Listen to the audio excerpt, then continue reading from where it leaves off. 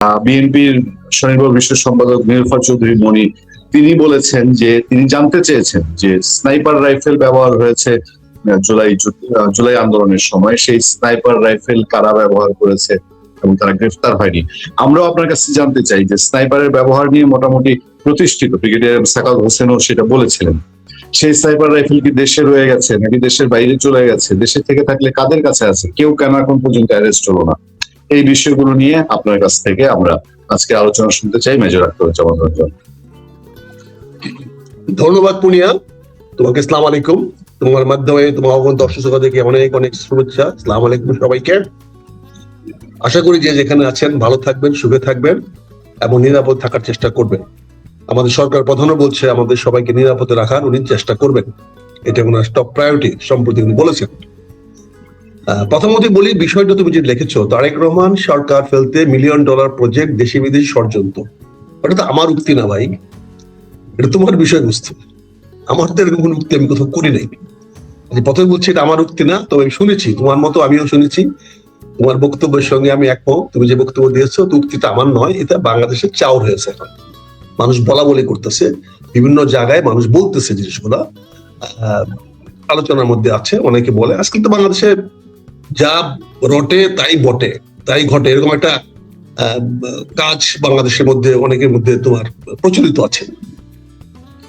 তাই সেদিক দিয়ে তুই চিন্তা করলে তোমার সাবজেক্ট সিলেকশনটা ভুল হয় নাই, এটা বাস্তবতা। শুধু বিনয়ের সঙ্গে বলছি যেটা এটার মৌলিক বক্তব্য আমার নয়, কাজে এটা প্রোভাইডারি রাইট আমি চাচ্ছি না, এই বক্তব্যটা প্রোভাইডারি রাইট আমি চাচ্ছি না, বাট এটা আম জনতার বক্তব্য। দেখো, আমরা অত্যন্ত গর্বিত একটা জাতি, অত্যন্ত গর্বিত। আমি গর্ববোধ করি স্বাধীনতা যুদ্ধের মাধ্যমে আমরা। ভাই, আমাদের হেডলাইনটা কারেকশন হয়ে গেছে। Thank you very much, thank you. নাহলে এটা মানুষ ভুল বুঝতে হচ্ছে না। আই এগ্রি উইথ ইউ, তোমার এটা agree with you. Thank you very much, many thanks. Otherwise মানুষ ভুল বুঝতে পারতো, মনে করতো এটা প্রোভাইডার রাইট হিসাবে আমাকে বুঝতে পারো। বাট তোমার এই বক্তব্যের সঙ্গে আমি দ্বিমত পোষণ করছি না। এই বক্তব্যটা বাজারে চালু আছে, বিভিন্ন দলগুলো কথাবার্তা বলতেছে। আমি যে কথাটা বলছিলাম, আমরা অত্যন্ত গর্বিত বাংলাদেশিরা। বাংলাদেশ স্বাধীনতা যুদ্ধের মাধ্যমে আমরা অর্জিত হয়েছে, একটা মহান মুক্তিযুদ্ধের মাধ্যমে আমরা স্বাধীন হয়েছি। আমরা মূলত বলতে গেলে এই বাংলাদেশের মানুষ হাজার বছর ধরে পরাধীন ছিল। আমার মনে হয় আমার যখন প্রথম বঙ্গ সৃষ্টি হয়েছিল, তারপরের থেকে আমরা বিভিন্ন সময়ে বিভিন্ন রাজা বাদশাদের, বিভিন্ন পশ্চিমা গোষ্ঠীদের হাতে আমরা পরাজিত হয়েছি। আমাদেরকে বিভিন্ন সময় আসছে, কিন্তু এই বাংলাদেশে আমরা স্বাধীন হয়েছি প্রথম 1971 সনের 16 ডিসেম্বর। এই যুদ্ধটা আমাদের শুরু হয়েছিল 26শে মার্চে। সেই যুদ্ধে আমরা জয়লাভ করে, আমাদের ভারতীয় বন্ধু তাদের সাহায্যে আমরা জয়লাভ করেছি। আজকে আমাদের দুর্ভাগ্য আরেকটি, যে পাকিস্তান বিইং আমাদের একই ধর্মের লোক হয়ে, একই মুসলমান হয়ে, তারা আমাদেরকে স্বাধীনতা দেয় নাই। আজকে তারা আমাদের জন্য অনেক দরদ দেখাচ্ছে, অনেক ভালো কথা বলছে, কিন্তু তারা আমাদের দরদ দেখায় আমাদের আসে নাই। আজকে যে বন্ধু ইরানের পাশে গিয়ে আমরা দাঁড়িয়েছি, যে বন্ধু ইরানের কাছে গিয়ে আমরা আজকে ওনাদের জানাজায় আমরা অংশগ্রহণ করেছি, আমি এনাদের ধন্যবাদ জানাই, শুকরিয়া আদায় করি। দুর্ভাগ্য হলো ইরান আমাদের মুক্তিযুদ্ধের সময় আমাদের পাশে দাঁড়ায় নাই। এটা আমি মনে করে দিচ্ছি আজকের প্রজন্মকে, মনে করে দিতে চাচ্ছি যে আমাদের যুদ্ধটা কি করতে হয়েছিল মুসলমান ভাইয়ে ভাইয়ে। সবচেয়ে বড় দুর্ভাগ্য এটা, মুসলমান ভাইয়ে ভাইয়ে যুদ্ধ করতে গিয়ে আমাকে সাহায্য দিতে হয়েছিল ভারতের। ভারত যদি হিন্দু রাষ্ট্র নয়, হিন্দু রাষ্ট্র হওয়ার চেষ্টা করছে, বিজেপি এখন হিন্দু রাষ্ট্র হওয়ার চেষ্টা করছে, স্বাভাবিকভাবে সেটা তাদের আভ্যন্তরীণ রাজনীতি, এখানে আমি মাথা গলা মনে কথা বলবো না, কিন্তু ভারতের সাহায্য নিতে হয়েছিল আমাকে। তা আজকে আমরা এই নতুন প্রজন্মকে আমাদের বলতে হবে যে আমরা স্বাধীন হয়েছি 1971 সনে। অনেকে নস্টালজিয়াতে ভুগে, 47 সনে স্বাধীন হয়েছে। একবার চিন্তা করে না, 47 সনে যদি ফিরে যায়, তাহলে তাবদ বিহারীরা, পশ্চিম পাকিস্তান লোকেরা, তাদের নামে কিন্তু বাংলাদেশের জমি খাতাতে নাম লেখা আছে, সিএস আছে। তারা সেগুলো এসে দখল করবে। গুলিস্তান সিনেমা হল, এই মুন সিনেমা হল, ঢাকা শহরে অনেক জায়গা, গুলশানে অনেক বাড়িঘর, সৈয়দপুর, চট্টগ্রাম, মেহেরপুর, কুষ্টিয়া, যশোর, তারপর অনেক jute mill, Adamjee jute mill, এগুলা সবগুলো মালিক কিন্তু পশ্চিম পাকিস্তানিরা। এবং 47-এ ফিরে গেলে এগুলোকে তাদেরকে ফেরত দিতে হবে, কারণ তারা তখন এদেশের বৈধ নাগরিক। এই বিষয়গুলো আমাদেরকে একটু তলায়া দেখতে হবে, খালি লাফায়া পড়লে হবে না। এই যে তুমি বললো না ভাষার বিষয়টা, ভাষা তো কি, আজকে আমাদের দেশের উচ্চশিক্ষিত ঘরের ছেলে মেয়েরা বুয়ার হাতে মানুষ হয়। আমাদের দেশে কোনো গভর্নেন্স সিস্টেম নাই। আগেকার দিনে বড় লোকরা তাদের বাচ্চাদেরকে প্রতিপালন করার জন্য গভর্নেন্স রাখতো, যেটাকে আমরা এখন আয়া পর্যায়ে নামায় নিয়ে আসছি। আয়া কারা? আমি আয়া পয়সাটাকে খারাপ বলছি না, কিন্তু আয়া কারা? যারা অশিক্ষিত, যারা একদম মানে লেখাপড়া জানে না, সামাজিক ভাবে তারা হতদরিদ্র, এরকম লোকেরা তোমার আমার বাসায় এসে আয়ার কাজ করে। তারা যখন তোমার ছেলে মেয়েকে মানুষ করবে, তখন তো তার ভাষায় মানুষ করবে। সে যে ভাষায় কথা বলে, সে যে শব্দগুলো ব্যবহার করে, সেই শব্দগুলো শিখবে। পরবর্তীতে হতে পারে তোমার ছেলে মেয়েরা এই বিশ্ববিদ্যালয়ে পড়তেছে, কিন্তু মাতৃভাষা তো হয়ে গেছে আয়ার ভাষা, যে আয়ার থেকে শুনে আসছে, শিখে আসছে। তো সেই ভাষাগুলা আন্দোলনকারী পক্ষে হোক আর বিপক্ষে হোক, তাদের মুখে শোভা পাবে। আজকে নতুন প্রজন্মের কাছে সেটাই শিক্ষা পাবে। কারণ আজকের বেশিরভাগ প্রজন্ম মিশ্র হয়ে গেছে। যে সমস্ত প্রজন্ম গ্রাম থেকে আসছে, তাদের বাবা মা লেখাপড়া জানতো না। আমরা গত 50 বছর স্কুল কলেজ করে করে করে করে শিক্ষিত করেছি, তাদের বাবা মা শিক্ষিত ছিল না। আমি আমার এলাকায় গত 40 বছর স্কুল চালাইয়া, কলেজ চালাইয়া, বিভিন্ন স্কুলে সাহায্য সহযোগিতা করে, গ্রামে গ্রামে প্রাইমারি স্কুল করে, হাই স্কুল করে আমরা শিক্ষিত করেছি। কাদেরকে? এই প্রজন্মকে। তো তার আগের প্রজন্ম কি ছিল? তার মা বাবা তো জানে না শিষ্টাচার কারে বলে, শালীনতা কারে বলে, ভদ্রাচার কারে বলে, শিষ্টাচার কাকে বলে। তারা বাংলা লেখাপড়া জানে না, অঙ্ক জানে না, ইংরেজি জানে না। তারা প্রাইভেট টিউটরের কাছে নকল করে, এই করে সেই করে কথায় কথায় চলে আসে। দেখো এই বছর নকলের জন্য ভয়ে ছেলেরা পরীক্ষা দিতে আসে নাই। এখানে কথায় কথায় চলে আসে। আজকে আমাদের শিক্ষামন্ত্রী সাহেব বলেছেন পরীক্ষা দিতে কেন আসে নাই তা তদন্ত করবেন। আরেকটা ব্যবসা শুরু হয়ে গেল, আরেকটা কিছু লোকের ধান্দাবাজ শুরু হয়ে গেল। ডক্টর জিল্লুর রহমান বলে ফেলেছেন আবার এক এক কাউন্টার বক্তব্যে, দেশে নাকি দারিদ্র সীমা বেড়ে গেছে, মানুষের নাকি দারিদ্র সীমার নিচে চলে গেছে। এখন আরেকটা রিসার্চ ওয়ার্ক হবে। এখন জিল্লুর রহমানের আরেকটা ধান্দাবাজি হয়ে গেল। উনি আরেকটা হয় বাংলাদেশ থেকে না বিদেশ থেকে আরেকটা এনজিও টাকা আনবে, যে টাকা দিয়ে তারা বাংলাদেশের দারিদ্র সীমা কত কমছে কত বাড়ছে এইটা পরীক্ষা করে পরিসংখ্যান বের করবে। সব ধান্দাবাজি না বাংলাদেশে। তুমি যে বলছো কয়েক মিলিয়ন ডলার দিয়ে, এখন জিল্লুর রহমান কিছু টাকা না দেওয়া হয়, জিল্লুর রহমান চেষ্টা করে সরকারের পতন করে ফেলতে, অতীত তারা করেছে, তারা সেটা বলেছে। এই কথাগুলো তো এমনি ছড়ে না। শিক্ষামন্ত্রীর বক্তব্যের পরিপ্রেক্ষিতে আজকে হাজার হাজার ছেলেমেয়েরা পরীক্ষা দিতে যায় নাই। আর সেই শিক্ষামন্ত্রী বলছে তদন্ত করবেন। গাধা বুঝে না যে তুমি যে বক্তব্যটা দিয়েছ, তুমি যে বলছো নকল করতে দিবা না, এই বাংলাদেশের বেশিরভাগ ছেলে মেয়ে পরীক্ষাই দেয়, প্রায় 60% ছেলে মেয়েদের মাথা আইডিয়া থাকে নকল করতে পারলে তারা পাস করবে। এই জন্য টেস্ট পরীক্ষাতে ফেল করলেও স্কুল কলেজের শিক্ষকরা টেস্ট পরীক্ষায় পাস করায় দেয়। আরে আমার কলেজে আমার এই যে পরীক্ষা দিচ্ছে ইন্টারমিডিয়েটে, কদিন আগে মেট্রিক পরীক্ষা দিয়েছে, প্রিন্সিপাল দিবে না, টেস্টে ফেল করেছে সে ছেলেকে দিবে না, যারা টেস্টে ফেল করেছে তাদেরকে দিবে না। টিএনও সভাপতি কলেজের এবং স্কুলে স্যার বলছে আরে দিয়ে দেন, পাস হয়ে ফেলবে না। চিন্তা করেন, টেস্টে ফেল করছে ছেলেকে, টিউনও বলতেছে দিয়ে দিতে এবং পাস করে ফেলবে। টিউনও যদি সভাপতি হয়ে ফেল করা ছেলে মেয়েদেরকে পরীক্ষা দিতে বাধ্য করে, পরীক্ষা দিতে দেওয়ার সুযোগ দেয়, তাহলে সেই ছেলে মেয়েকে যখন থ্রেট করা হচ্ছে যে নকল করতে দেওয়া হবে না, নকল যেখানে পাওয়া যাবে সেই সেন্টার বাতিল করে দেবে, টিচার বাতিল করে দেওয়া হবে, পানিশমেন্ট দেওয়া হবে, যেখানে শিক্ষামন্ত্রী বারংবার করতেছেন, ধমক দিচ্ছেন সবাইকে, সেখানে আমার টিউনো সাহেব ফেল করা ছেলে মেয়েদেরকে পরীক্ষা দিতে দিয়েছেন। আর এই ফেল করে ছেলে মেয়েগুলো পরীক্ষা দিতে যাচ্ছে না, কারণ তারা জানে তারা পাস করবে না। নকলের সুযোগ বন্ধ হয়ে গেছে, নকলের সুযোগ বন্ধ হয়ে গেছে, ভালো কথা, আমরা চাই নকল সুযোগ বন্ধ হয়ে যাক, কিন্তু তার জন্য স্কুল কলেজে পড়াশোনা করাতে হবে। নকল বন্ধ করতে হলে তার আগে পড়াশোনা করাতে হবে। সে পড়াশোনার ব্যবস্থা না করে শিক্ষামন্ত্রী পরীক্ষা কিভাবে নেবেন, উনি পরীক্ষা হয়ে গেছে, চিফ ইন্সপেক্টর অফ এক্সাম হয়ে গেছে উনি শিক্ষামন্ত্রী। উনি পরীক্ষার দিন শিডিউল করেন, ফলাফল শিডিউল করেন। He has become inspector of exam. যেটা আমাদের স্কুল কলেজের বোর্ডে থাকে, উনি শিক্ষামন্ত্রী হয়েছেন। আমাদের বন্ধু মানুষ বললেও কষ্ট লাগে, বেচারার অনেক দিনের খাওয়ান খাইছি, অনেকদিন চিংড়ি মাছ রান্না করে খাওয়াইছে, চাঁদপুরে চিংড়ি মাছ না, ইলিশ মাছ, কি সুন্দর ইলিশ মাছ, ফ্রেশ ইলিশ মাছ খাওয়াইছে। এখন আমার সেই বন্ধু সম্বন্ধে বলতে হচ্ছে, আমি মিলন সম্বন্ধে বলছি না, আমি বলছি বাংলাদেশের শিক্ষামন্ত্রী আসম আকম মিলনের জন্য, বিকজ এভাবে সাজে না।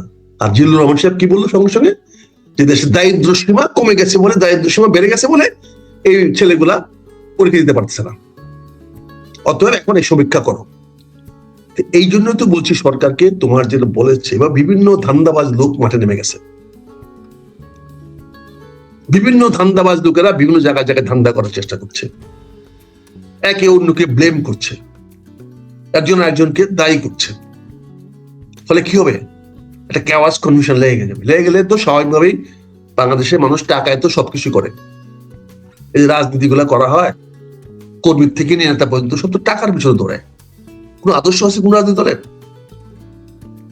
একটি দলকে বলো যে সত্যিকার আদর্শ আছে কেন। আমি সকল রাজনৈতিক দলকে বলছি, আদর্শহীন রাজনীতি হয় না। আদর্শটা কি? আদর্শ আমরা কর্মী তৈরি করে টাকা দিয়া, সকল রাজনৈতিক দলের প্রচুর টাকা পয়সা লেনদেন করতে হয়, একটি কর্মী পাওয়া যায় না যে কর্মীকে টাকা না দিলে কাজ করে। আমি তো প্রকাশ্যে বলছি, গোপনে বলছি না তো। তেল খরচ দিতে হয়, পেট্রোল খরচ দিতে হয়, নাহলে তাকে চাঁদাবাজি করার সুযোগ দিতে হয়, তাকে মাস্তানি করার সুযোগ দিতে হয়, তার সঙ্গে বরখা বসা হয়, তার সঙ্গে লেনদেন করতে হয়। এইভাবে রাজনীতি হবে? আদর্শ কোথায় রাজনীতির জন্য? জনগণের জন্য যে কাজ করবে সে আদর্শ কোথায়? সবকিছু মিলে বাংলাদেশটা এখন একটা এমন দাঁড়িয়েছে যে ডক্টর জিল্লুর রহমানের মতো লোক যদি আজকে স্টেটমেন্ট দিয়ে বসে, without research, without knowing anything, without having any record, without having any survey, উনি কি করে বলেন যে দারিদ্র সীমা বেড়ে গেছে বলে ছেলেমেয়েরা পরীক্ষা দিতে যায় নাই?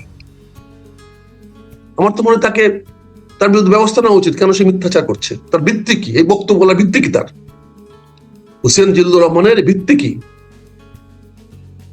এই বক্তব্য দেওয়ার তার ভিত্তি কি? আমি চ্যালেঞ্জ করে বলছি। অর্থাৎ ধান্দাবাজি। কি ধান্দাবাজি? আমি দেন রিসার্চ করছি, রিসার্চ করে বলে দিব, তারপর রিসার্চ করে দিয়ে দিবেন। কদিন আগে তো ইউনুস সরকার সামনে রিসার্চ হয়েছে, অনেক দেখছি, অনেক সমীক্ষা চালিয়েছেন, শত শত কোটি, 500 কোটি, 700 কোটি দিয়ে একটা প্রজেক্ট দিয়েছেন। কি হয়েছে সেগুলো? এগুলো খবর রাখেন? গত 2 বছরে যে দুর্নীতি করে গেছে সরকার, আজকে স্বরাষ্ট্রমন্ত্রী প্রধানমন্ত্রীকে অনুরোধ করে, কি ভাগ্যের নির্মম পরিহাস, কি অদ্ভুত দেশে বাস করি। স্বরাষ্ট্রমন্ত্রী সংসদে দাঁড়িয়ে প্রকাশ্যে জনগণের সামনে প্রধানমন্ত্রীকে রিকোয়েস্ট করে, আপনি ইউনুস সরকারের বিরুদ্ধে দুর্নীতির তদন্ত করেন। What a tragedy! তার মানে স্বরাষ্ট্রমন্ত্রী দুর্নীতি চায়, প্রধানমন্ত্রী চান না। তার মানে বুঝবো $1 মিলিয়ন অঙ্কটা কোথায় মিলে, সরকার ফেলায় দেওয়া অঙ্কটা। কি করে একটা দেশের স্বরাষ্ট্রমন্ত্রী প্রকাশ্যে সংসদে দাঁড়ায় বলতে পারে, মাননীয় প্রধানমন্ত্রী আপনি তদন্তের ব্যবস্থা করেন? তার মানে প্রধানমন্ত্রী তদন্ত করতেছেন না। তার মানে কি দাঁড়ালো? মাননীয় প্রধানমন্ত্রী তদন্ত করাচ্ছেন না, করতেছেন না। ফলে সেই সালাউদ্দিন সাহেব এই বক্তব্যটা, সস্তা বক্তব্যটা প্রকাশ্যে দিলেন সংসদে দাঁড়িয়ে, সবাই তালিয়া দিলেন, বাহবা দিলেন। কিন্তু একবার চিন্তা করছেন কত বড় ডিসলয়ালিটি তুমি দেখালো প্রধানমন্ত্রীর বিরুদ্ধে? প্রধানমন্ত্রী কিভাবে উনি দায় করে ফেললো? আজকে তোমার এই বিষয়টা খুবই ডিপ রুটেড বিষয়, খুবই সূক্ষ্ম বিষয়। এর সঙ্গে অনেক কিছু জানার প্রয়োজন আছে। কি জানো? আজকে জুলাই মাসের 3 তারিখ আমাদের সম্মানিত সেনাপ্রধান, ওনার 60 বছর পূর্তি হবে সেপ্টেম্বরের, এক্সাক্ট ডেটটা মনে নেই আমার, সেপ্টেম্বরের যে কোনো দিন, সেপ্টেম্বর লাস্ট দিনে পড়লো ওনার 60 বছর পূর্তি হবে। যদি উনি 3 বছরের জন্য সেনাপ্রধান ওনাকে বানানো হয়েছে, তাহলে 3 বছর পরে যদি হয়, তাহলে আগামী বছর 27-এর মাঝামাঝি কোন সময় 3 বছর পূর্ণ হবে। এই 27-এর জুন বা মে মাসে পূর্ণ হবে। উনি তো মে মাসের মধ্যে চিফ মিনিস্টার হয়েছিল, তো মে মাসে পূর্ণ হবে। আর যদি 60 বছর ধরা হয়, 60 বছর ওরা শেষ হবে, ওরা 60 বছর পার হয়ে যাবে এই আগামী সেপ্টেম্বর মাসে। তার মানে যদি ফার্স্ট উইকে হয়, আমি জানি না এক্সাক্ট ডেটটা, গুগলে খুঁজলে পাওয়া যাবে। 29 সেপ্টেম্বর মাসে নাই। এখন নতুন একটা সেনাপ্রধান নিয়োগ দিতে হবে। সেনাপ্রধান নিয়োগের সঙ্গে কি হয় আমরা দেখছি, শেখ হাসিনা অত্যন্ত বাছাই করে, প্ল্যান করে, মেটিকুলাসলি যাচাই বাছাই করে বর্তমান সেনাপ্রধান বানিয়েছিলেন। কিন্তু বর্তমান সেনাপ্রধান জনগণের বিপক্ষে যেতে পারে নাই, ফলে সাবেক প্রধানমন্ত্রী শেখ হাসিনার তাতে কোনো কাজ হয় নাই। সেনাপ্রধানের স্ট্যান্ডটাকে আমি সমর্থন করি, জাতির জন্য, দেশের জন্য, জনগণের জন্য এটাই ওনার জন্য সঠিক ছিল। উনি ব্যক্তিগত আনুগত্য না দেখিয়ে রাষ্ট্রের প্রতি, জনগণের প্রতি আনুগত্য দেখিয়েছেন। এটা সত্যিকার একজন সেনাপ্রধানের নৈতিকতা এবং চরম দায়িত্ববোধ উনি দেখিয়েছেন। উনি কারো ব্যক্তির প্রতি অগ্রাধিকার দেন নাই। তারপরেও আমাদের মনে একটা কি থাকে, সেনাপ্রধানটা যদি আমার লোক থাকে তাহলে আমি একটু কমফোর্টেবল রাতে ঘুমাইতে পারি। যেমন একটা লাভ হয়েছে সাবেক প্রধানমন্ত্রী শেখ হাসিনা, যে ওনার বিশ্বস্ত সেনাপ্রধান থাকার কারণে তিনি সহজে স্থানান্তর হতে পেরেছেন। উনি চলে যাওয়ার ভয় ব্যবস্থাটা ওনাদের প্রধানরা ওনার করে দিয়েছেন। হেলিকপ্টার ব্যবস্থা করে দিয়েছেন, নিরাপদে বাংলাদেশ ত্যাগ করার ব্যবস্থা করে দিয়েছেন। এটা সম্ভব হয়েছে যেহেতু ওনার অনুগত বিশ্বস্ত সেনাপ্রধান বা অন্যান্য প্রধানরা ছিলেন, পুলিশ প্রধান ছিলেন। এটা হলো বেনিফিট। হয়তো ওনাকে রক্ষা করতে পারেন নাই, কিন্তু ওনাদের অনুগত থাকার কারণে ওনার জীবনটা বেঁচে গেছে।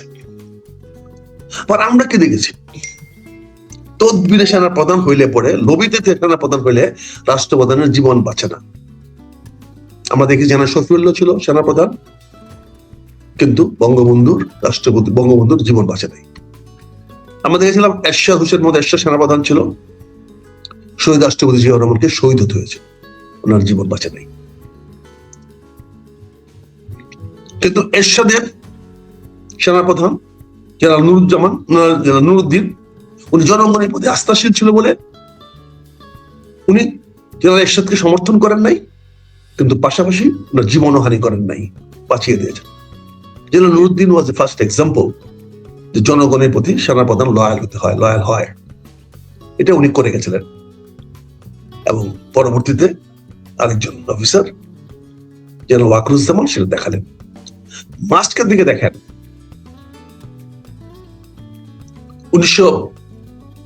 2006-7 সময় সেনাপ্রধান পরিবর্তন হয়েছে। তখন সেনাপ্রধান হওয়ার কথা ছিল 2 লবির থেকে 2 জন। একটা লবি ছিল জেনারেল ফজলে এলাহি আকবর, এখন কোথায় আছে জানি না। তাকে সেনাপ্রধান করার জন্য রিপেট্রিয়েট অফিসাররা তদবির করেছিল। সকল রিপেট্রিয়েট অফিসারদের তদবির ছিল সকল মহল থেকে জেনারেল ফজলে আকবর এলাহিকে। আর সেখানে মেজর সৈয়দ ইস্কান্দর, দেশমাতা খালেদা জিয়ার ছোট ভাই, সে তদবির করে তার কোর্সমেট ওই জেনারেল চিফ অফ স্টাফ কি নাম ছিল ভুলে গেছি, মঈনুদ্দিন আহমেদ, জেনারেল মঈনকে বানিয়েছিল। ফলে তদবিরে সেনার প্রধান হলে কি হয়, দেশমাতা খালেদা জিয়ারও কোনো কাজে লাগে নাই, দেশের জনগণের কোনো কাজে লাগে নাই। ওই বেটাটা নিজের স্বার্থে সরকার পরিবর্তন করে সে নিজেই ক্ষমতা বসে গেছে। এটা কখন হয়, যখন বিভিন্ন তদবিরের মাধ্যমে এই সেনাপ্রধান বা বিভিন্ন প্রধানগুলো হয়। আর যদি যে ইচ্ছা মতো হয় তখন কিন্তু তার প্রতি তারা লয়াল থাকে। আজকের সেনাপ্রধান যদি সেপ্টেম্বরে পরিবর্তন করতে হয় তো নিশ্চয়ই ইতিমধ্যে লাইন দেওয়া শুরু হয়ে গেছে, ইতিমধ্যে লবিস্টরা মাঠে নেমে গেছে, ইতিমধ্যে বিভিন্ন লেফটেন্যান্ট জেনারেল, মেজর জেনারেল সাহেবদের সঙ্গে উঠা বসা চলাফেরা, আপনি খবর নিয়ে দেখেন তাদের বাড়ি ঘরে আসা যাওয়া শুরু হয়ে গেছে। এই ব্যাপারে তো ডিজিএফআই কোনো ক্লিয়ারেন্স ইনকোয়ারি করবে না, তদন্ত রাখবে না, বা এনএসএ দেখবে না, কিন্তু খবর নিয়ে দেখেন, ওয়াচ নিয়ে দেখেন, ইতিমধ্যে মুভমেন্ট শুরু হয়ে গেছে। তারা সবাই তো যেন প্রধানমন্ত্রী তারেক রহমান সাহেবের কাছে মিশতে পারবে না, তারা ভিড়তে পারবে খসরু সাহেবের কাছে, ভিড়তে পারবে সালাউদ্দিন সাহেবের কাছে, ভিড়তে পারবে বিভিন্ন অন্যান্যদের কাছে। এখন কার অনুগত সেনা প্রধান হবে না আমি জানি না, তবে এইটা গ্যারান্টিতে বলতে পারি তারেক রহমান সাহেবের অনুগত কোন সেনাপতন হওয়ার সুযোগ নাই, কারণ অন্তত ফ্রম ব্রিগেডিয়ার আপওয়ার্ড সবাই প্রমোটেড বাই শেখ হাসিনা। আর যাও কিছু প্রমোশন গত 1-2 বছর হয়েছে, they are promoted by doctor Yunus, influenced by various political party. শুধু একটা পার্টি না, বিভিন্ন রাজনৈতিক দল চাপ সৃষ্টি করে তাদেরকে ব্রিগেডিয়ার থেকে মেজর জেনারেল বা কর্নেল থেকে ব্রিগেডিয়ার বানিয়েছে গত 2 বছরে। তাহলে জেনারেল যেই আজকে হবেন সেটা কোথায়? ডেঞ্জারাস ইকুয়েশন আমরা দেখেছি। জেনারেল আকবরকে বানাইতে গিয়ে এক গ্রুপ মরিয়া হয়ে গেছিল, জেনারেল মঈনকে এক গ্রুপ বানিয়েছিল, এবং সেই গ্রুপ মেজর ইস্কান্দরের পারপাস সার্ভ করেছে, কিন্তু তারেক রহমান সাহেবের পারপাস সার্ভ করে নাই। এটা তারেক রহমান সাহেব আমার চেয়ে অনেক বেশি জানে, নিজেও এটা ভুক্তভোগী। জেনারেল মঈনকে সেনাপ্রধান বানানোর কারণে কি পরিণত হয়েছে এটা আমাকে বলতে হবে না। এটা বানানোর প্রধানমন্ত্রী তারেক রহমান সাহেব নিজের শরীর রক্ত দিয়ে, হাড় দিয়ে উনি টের পেয়েছেন যে অন্যের সুপারিশে কাউকে বানাইলে কি হয়, এটা টের পেয়েছেন। এখন সেপ্টেম্বরের মধ্যে বা এই মাসের মধ্যে মাননীয় প্রধানমন্ত্রীকে অবশ্যই একজন অত্যন্ত বিশ্বস্ত, অনুগত, দেশপ্রেমিক সেনাপ্রধান খুঁজতে হবে। এখন সেই সেনাপ্রধান কি আছেন? সেরকম সেনাপ্রধান হওয়ার মতো লোক কি এই মুহূর্তে আছে? এই বিষয়টা ভাবতে হবে। এটার সঙ্গে আজকে এই $1 মিলিয়ন প্রজেক্ট চাপ সৃষ্টি করা হচ্ছে। এখানেই বলা হচ্ছে এই কথাগুলো বাজারে চাউর হয়েছে কেন? বিকজ সেনাপ্রধান রাজনৈতিক ক্ষমতার ভারসাম্যের একটা বড় খুঁটি। বিশ্ববিদ্যালয়ের নেতৃত্ব নষ্ট হয়ে গেছে, যারা বিপ্লব করেছিল তাদের বেশিরভাগই দুর্নীতিগ্রস্ত হয়ে গেছে, এবং দুঃখ লাগে, কষ্ট লাগে। বিপ্লবী নেতারা দুর্নীতির দায়, টাকা পয়সার দায় হয়, তখন তো ওদেরকে ফাঁসি দেওয়া ছাড়া কোনো পথ থাকে না ভাই। পৃথিবীর বিপ্লবীদের পরিণত তাই হয়েছে। মাও সেতুং বিপ্লবের পরে এরকম অনেক দুর্নীতিবাজ বিপ্লবীদেরকে কি করেছে আমরা দেখেছি, ভিয়েতনামে দেখেছি, আলজেরিয়াতে দেখেছি। বিপ্লবের পরে যারা দুর্নীতি যাবে আমরা দক্ষিণ আফ্রিকায় দেখেছি, নেলসন ম্যান্ডেলা কিভাবে তার স্ত্রীকে জেলে দিয়েছেন। বিপ্লবের পরে যে বিপ্লবীরা দুর্নীতি করবে অন্যকে ক্ষমা করা যায়, কিন্তু দুর্নীতিবাজ বিপ্লবীকে কোনোদিন ক্ষমা করা যায় না। তাহলে আগামীতে বিপ্লব হবে না, আগামীতে মানুষ বিপ্লবীদেরকে বিশ্বাস করবে না, আগামী দিনে মানুষ কখনো বিপ্লবীদের কথায় নাম নেমে আসবে না। আজকে 5ই আগস্টে বিপ্লবীরা কিন্তু দলে ঢুকে গেছে, তারা কিন্তু জাতীয় নেতা নাই আর কেউ, তারা কিন্তু সর্বদলীয় সকল মানুষের আর পূজনীয় নয়, তারা বিভিন্ন দলে বিভক্ত, তারা একটা দলের প্রতিনিধিত্ব করে। এখন সারা বাংলাদেশ জনগণের প্রতিনিধিত্ব করে না, জানি তারা আমার প্রতি অসন্তুষ্ট হতে পারে, কিন্তু বাস্তবতাটা বললাম। আজকে বাংলাদেশের বাজারে, ঢাকার বাজারে যে শাওর হচ্ছে, এটার কারণ একটাই, এই জুলাই মাস এবং সেপ্টেম্বরে সেনাপ্রধান পরিবর্তন হবেন কি হবেন না। যদি পরিবর্তন হন তাহলে অবশ্যই সরকারকে নয়, কোন লবিস্ট নয়, স্বয়ং প্রধানমন্ত্রী তারেক রহমান সাহেব খুঁজতে হবে ওনার বিশ্বস্ত, অনুগত কোন লোক আছে কিনা, এবং তার মধ্যে দেশপ্রেম আছে কিনা। সেনাপ্রধান হওয়ার জন্য তো অনেক লাইন ধরে দাঁড়ায় আছে, অনেক লোক পাওয়া যাবে, ও তদবিরের জোর কম হবে না। রিটায়ার্ড লোকও চেষ্টা করতেছে, যারা রিটায়ার্ড হয়ে চলে গেছে 2005-7 বছরে, তারাও চেষ্টা করতেছে। জেনারেল মুস্তাফিজ রিটায়ারমেন্টের অনেকদিন পরেও সেনাপ্রধান হতে পেরেছিল, যেমন সচিবালয়ে অনেক, যেমন মাননীয় প্রধানমন্ত্রীর মুখ্য সচিব হতে পেরেছে রিটায়ারমেন্ট করা অনেক বছর পরে। সেনাপ্রধান তো এরকম ট্রেডিশন আছে, রিটায়ারমেন্টের অনেক দিন পরে সেনাপ্রধান হওয়া যায়। জেনারেল মুস্তাফিজ তার জার্জল্যমান প্রমাণ। অনেক রিটায়ার্ড জেনারেলরাও এখন নতুন করে আবার চিন্তা করতেছে যে তারা অনুগত ছিল নাকি, তারা নাকি লেফটেন্যান্ট জেনারেল পর্যন্ত প্রমোশন পাইছে, তারপর নাকি তারা শেখ হাসিনার বিপক্ষে ছিল। কি অদ্ভুত না গেলে শুনতে। লেফটেন্যান্ট জেনারেল পর্যন্ত চাকরি করে রিটায়ার হয়ে চলে গেছেন, তারাও বলতেছেন যে তারা বিএনপি করতো, তারা বিএনপি অনুগত বলে তারা কোনটা ছিল। লেফটেন্যান্ট জেনারেল পর্যন্ত হইছো, আর কি কোনটা করবে? সবাইকে তো সেনাপতি বানানো যাবে না। তো লেফটেন্যান্ট জেনারেল পরে তো একটাই পোস্ট, জেনারেল মানে একটা পোস্ট, দুইটা পোস্টও না, কাকে জেনারেল বানাইতে হবে? কিন্তু লেফটেন্যান্ট জেনারেল পর্যন্ত 5টা-7টা পোস্ট ছিল, সেইগুলো তো শেখ হাসিনা তাদেরকে বানিয়ে গেছে। এখন তারা নাকি বিএনপি করতো, বিএনপি অনুগত। আমরা আগেও বলছি, আমরা অনেক আগে বলছি, অনেক আগে স্টেটমেন্ট আছে আমার, যে বিএনপি আল্লাহ রহমত যখন ক্ষমতায় আসে তখন দেখবেন যে সমস্ত লোক বিএনপির, সারা সচিবালয়ে খুঁজে পাবেন না যে বিএনপি নাই। ওর মা বিএনপি করতো, না বাপে বিএনপি করতো, না হলে ওদের জন্মের সময় বিএনপি নেতারা পাশ দিয়ে গেছিল, ওই যে বাংলাদেশ জিন্দাবাদ স্লোগান শুনে ওর মায়ের পেটে, তখন থেকে সে স্লোগান দেওয়া শিখে ফেলছে।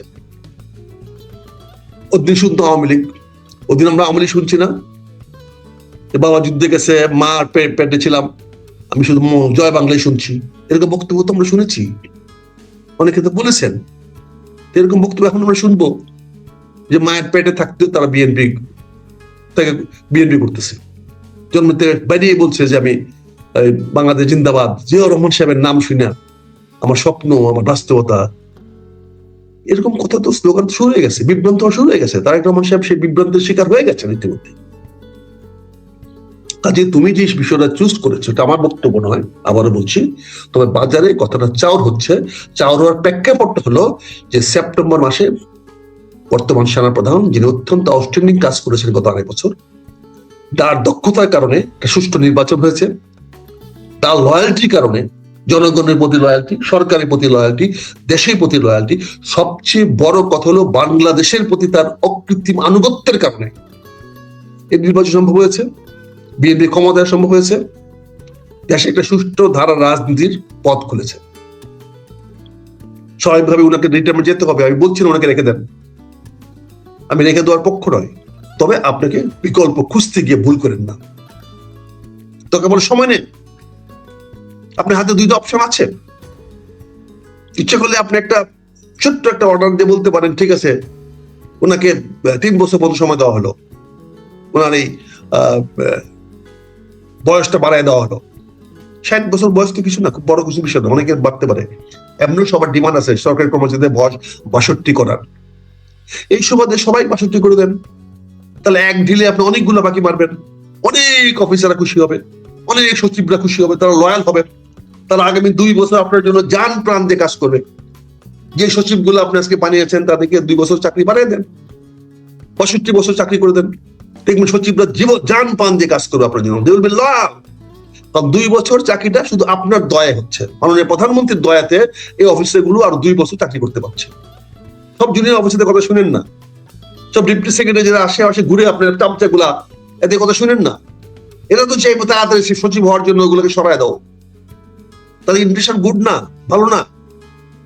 বাট আপনার জন্য ভালো হবে যে আগামী 2 বছর সকল লোকের 65 বছর করে দেন চাকরি মেয়াদ, তাদের যে সেনাপ্রধান সুযোগ পায়, আপনার সুযোগ পাচ্ছেন, আপনার সময় পাচ্ছেন, আপনিও 2 বছরের মধ্যে আরো কিছু ব্রিগেডিয়ার, মেজর জেনারেল দেখে বানাইয়া তৈরি করে নিয়ে আসেন, সো দ্যাট আপনার এই 5 বছরের মধ্যে বলরটা আপনার হয়ে যায়।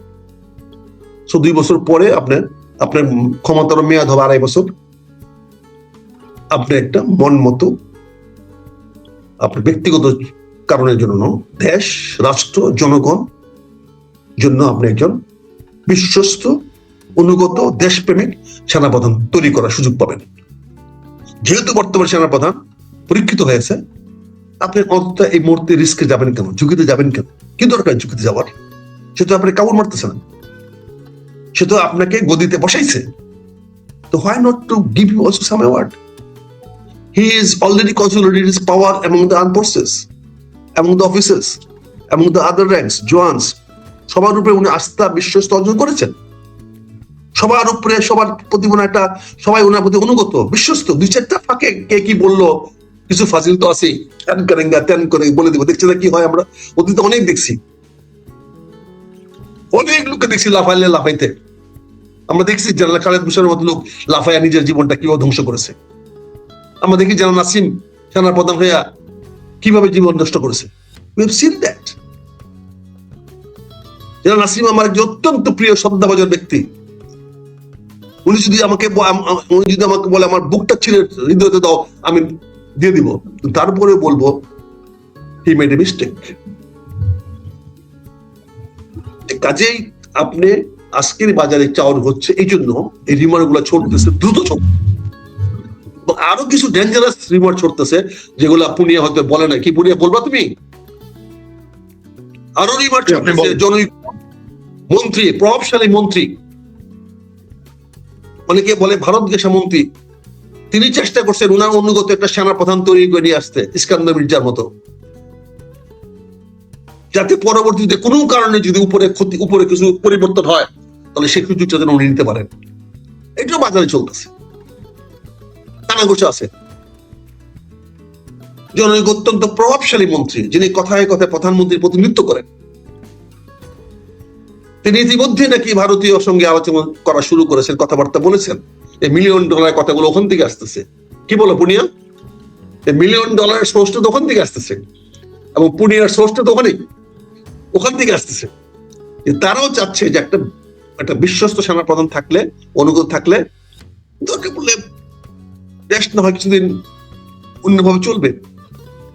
অন্য কোন রাজনৈতিক দলের উপর দায়ভার চাপিয়ে দিয়ে, অন্য কোন রাজনৈতিক দলের দাবি দাওয়া পালন না করে, বা এই যে আজকে যে অবস্থা, জুলাই সনদ বাস্তবায়ন নিয়ে যে অচল সৃষ্টি হচ্ছে, এখন তো আমাদের জুলাই সনদের পক্ষে যারা, তাদের তো পিঠ দেয়ালে ঠেকে গেছে। তারা যদি বাস্তবায়ন করাইতে না পারে, জুলাই সনদ যদি বাস্তবায়ন করাইতে না পারে, তাহলে বিপ্লবীরা যারা জুলাই সনদের পক্ষে, তারা জনগণের সামনে কি নিয়ে দাঁড়াবে? তার মানে জুলাই সনদটা তো নিয়ে জাতি ইতিমধ্যে মুখোমুখি দাঁড়িয়ে গেছে। দুইটি পক্ষের মধ্যে মানুষ, জাতিকে আমরা ইতিমধ্যে মুখোমুখি দাঁড় করে দিয়েছি, একটি জুলাই সনদের পক্ষে, আরেকটি জুলাই সনদের বিপক্ষে। এর ফায়সালা কি? এর সমাধান কি? এ কি আলোচনার টেবিলে সমাধান হবে, নাকি রাজপথে সমাধান হবে? রাজপথে সমাধান হলে সরকারকে কঠোর হইতে হবে। রাজপথের সমাধান কখন সরকারের পক্ষে যায় না, রাজপথের সমাধান সবসময় সরকারের বিপক্ষে যায়। সরকার যদি আলোচনার টেবিলে আলোচনায় সমাপ্ত না করে এই জুলাই সনদের বিষয়টিকে রাজপথের দিকে ঠেলে দেয়, তাহলে $1 মিলিয়ন খরচ কেউ না কেউ দিতেই পারে, $1 মিলিয়ন কেউ না কেউ ব্যবস্থা করতেই পারে। সেই ব্যবস্থা করে তোকে বলে সরকার পরিবর্তন হবে। কারণ যদি আল্লাহ না করুক, যদি এই জুলাই সনদের ফয়সালা রাজপথে হয়, তাহলে তো এই সরকার থাকবে না। এটা সহজ অঙ্ক। রাজপথ উত্তপ্ত হইলে সবচেয়ে আগে যেটা গলে যায় সেগুলো সরকার। উত্তপ্ত রাজপথে সবার আগে গলে সরকার, ভেনিশ হয়ে যায় সরকার। আচ্ছা, রাজপথে ফয়সালাটা সরকারের জন্য কখনোই সঠিক নয়, কিন্তু আমার মতো বিরোধীদের জন্য রাজপথের ফয়সালা হলো সর্বোত্তম ফয়সালা। যদিও বেনিফিট আমি পাই বা না পাই জানি না, অতীতে যারা বিপ্লবী করেছে বেনিফিট তারা পায় নাই, সাময়িক তারা কিছু পেয়েছিল, সেটা তো দূরে রাখতে পারে নাই। আগামীতে যদি কোনো বিপ্লব হয়, তাহলে সেই বিপ্লবের তো একই ফলাফল হতে পারে। কাজে পরিশেষে আমি তোমাকে বলবো, তুমি বিষয়টা এনেছো, আমি একটু সব বললাম, মাননীয় প্রধানমন্ত্রী সাবধান করার জন্য বললাম। ষড়যন্ত্র হচ্ছে, 4-5 ষড়যন্ত্র চলছে, 3টা ষড়যন্ত্র হচ্ছে। বলে দিচ্ছি কি হচ্ছে। একটা, পরবর্তী সেনা প্রধান কাকে বানানো হবে, ইমিডিয়েটলি বানানো হবে না পরবর্তীতে বানানো হবে, কারা হতে চায়, ভিতর থেকে না বাইরের থেকে, এটা নিয়ে একটা ষড়যন্ত্র হচ্ছে। দ্বিতীয় ষড়যন্ত্র হচ্ছে জুলাই সনদ বাস্তবায়ন যেন আলোচনার টেবিলে না হয়। একটি পক্ষ সরকারের ভিতর থেকে চেষ্টা করছে এটা নিয়ে একটা জাতীয় ইস্যু তৈরি করতে এবং জনগণকে, জাতিকে রাজপথে নিয়ে যেতে। এইটা আপনি তলিয়ে দেখেন। তৃতীয় যে ষড়যন্ত্র হচ্ছে সেটা হচ্ছে এই সরকার চীনের দিকে যাবে না ভারতের দিকে থাকবে, আমেরিকার মাতব্বরি অ্যাকসেপ্ট করবে না চীনের বাণিজ্য অ্যাকসেপ্ট করবে। এই ব্যাপারেও ষড়যন্ত্র হচ্ছে, এই বিষয়টি ষড়যন্ত্র হচ্ছে। কাজে এই 3টা বিষয়ে আপনাকে সজাগ হতে হবে মাননীয় প্রধানমন্ত্রী।